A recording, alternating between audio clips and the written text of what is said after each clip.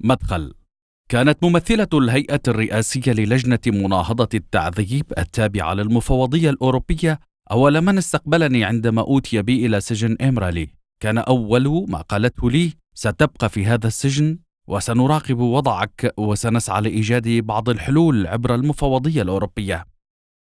لقد أخضعتني الدولة القومية اليونانية لمراقبة الولايات المتحدة الأمريكية واستخباراتها على أساس خيانتها للصداقة بازدواجية لا مثيل لها في التاريخ. وعندما أضيفت معادلة المصالح النفعية إلى علاقتها مع الجمهورية التركية، أصبحت مقيدا إلى صخور أمرالي في عصور الملوك العراة والآلهة غير المقنعة، ومتروكا لاشترار قدر يضاهي في آلامه معناه بروماتوس في الأسطورة الشهيرة. المعادلة التي كانت سائدة أثناء المرحلة التي أدت إلى خروجي من سوريا أكثر لفت للأنظار، فالرؤية التي أخرجتني من سوريا ترتكز مجددا في مضمونها إلى تضارب الأهمية الفائقة التي أعرتها دوما لعلاقات الصداقة مع سياسة إسرائيل تجاه الكرد. فإسرائيل التي عولت على ربوبيتها وزعامتها للقضية الكردية، وخاصة بعد الحرب العالمية الثانية، كانت قد أضحت بالغة الحساسية تجاهها لدرجة لن تحتمل معها طرازا ثانيا من الحل فيما يتعلق بالقضية الكردية التي بدأ وقع صداها يتسع طرديا متمثلا في شخصي. ذلك أن طرازي في الحل لم يكن يتناسب إطلاقا مع حساباتهم. علي ألا أنكر دور الاستخبارات الإسرائيلية الموساد التي دعتني بشكل غير مباشر إلى طريقتها في الحل، ولكني لم أكن مستعدا أو منفتحا لذلك أخلاقيا كان أم سياسيا. لم ترغب الإدارة السورية العربية تجاوز شكل العلاقات التي يغلب عليها الطابع التكتيكي مع قيادة باكاكا، علما أن رئاسة حافظ الأسد تحققت اعتمادا على صراع الهيمنة بين الولايات المتحدة الأمريكية والاتحاد السوفيتي. هذا ولم يكن حافظ الأسد قادرا على الحفاظ على أي علاقة تكتيكية في ظل الأجواء الحرجة البارزة مع انهيار الاتحاد السوفيتي. فعندما كان يحقق التوازن مع تركيا من خلال عبر باكاكي، كان يبحث بأحد المعاني عن رد على التهديدات التي تلوح بها الجمهورية التركية ضد سوريا منذ عام 1958 من جهة، وعلى انحيازها المتطرف لإسرائيل من جهة ثانية.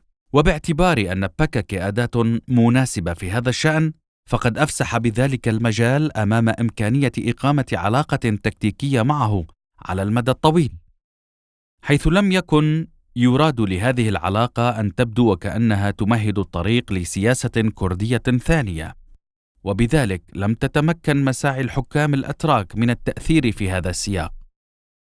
هذا التذكير الموجز وحده كاف للإشارة إلى أن إسرائيل هي القوى الأساسية التي أخرجتني من سوريا، ولا ريب أن التهديدات السياسية الأمريكية والضغوط العسكرية التركية أيضا لعبت دورها في ذلك. علينا ألا ننسى أن إسرائيل كانت ضمن معاهدات سرية مع تركيا منذ أعوام الخمسينيات، وللمرة الثانية كان التحالف المناهض لباكاكي يكتمل بين الولايات المتحدة الأمريكية وإسرائيل والجمهورية التركية من خلال التوقيع على معاهدة ملحقة تحت مسمى مكافحة الإرهاب عام 1996.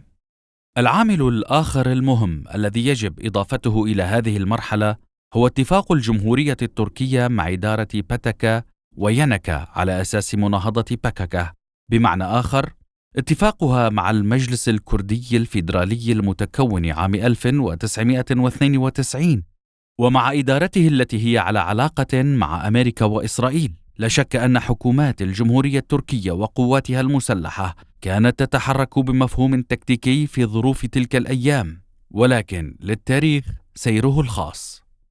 فالإدراكات المتنوعة جدا تنم عن تطورات مهمة، ويعود هذا الخطأ التاريخي الذي طالما اختاضت منه تركيا في راهننا إلى إدراكها الضيق والسطحي والأناني والأحادي الجانب. هكذا تحقق خروجي من سوريا عام 1998 باتحاد مجموع هذه العوامل على حسابها.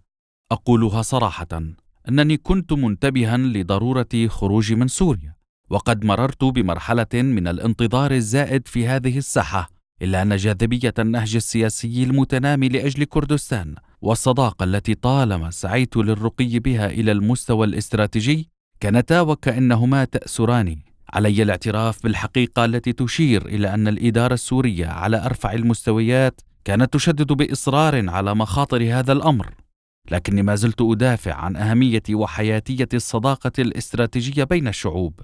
هذه هي الرؤية عينها التي وجهتني إلى اليونان، فتطوير علاقات الصداقة القيمة مع الشعب اليوناني وإن لم يكن مع الدولة اليونانية كانت نقطة أخرى تثير اهتمامي. فالتواصل المتبادل مع ثقافتهم الكلاسيكية وتاريخهم المأساوي كان مهما للغاية، وضرورة الصداقة معهم كانت تفرض ذاتها. كان الطريق الثاني للخروج يتمثل في بلوغ جبال كردستان، فمنذ نعومة أظافري كانوا يلقبونني بدين تشوليه أي مجنون البراري والجبال، ولكن حسابي لمؤثرين اثنين كان يجعلني أرجئ هذا الدرب إلى المرتبة الثانية. فالمنطقة التي سأكون فيها في الجبال أي داخل الوطن كانت ستتعرض لأشد الغارات والقصف كأمر لا مفر منه، مما كان سيلحق أضرارا جسيمة بالشعب والرفاق، بالإضافة إلى عامل ضيق نطاق العلاقات هناك. ولدى وضع كل ذلك في الحسبان فسيلاحظ أنه كان يعني التركيز بالضرورة على السبل العسكرية فحسب والانزلاق فيها كليا.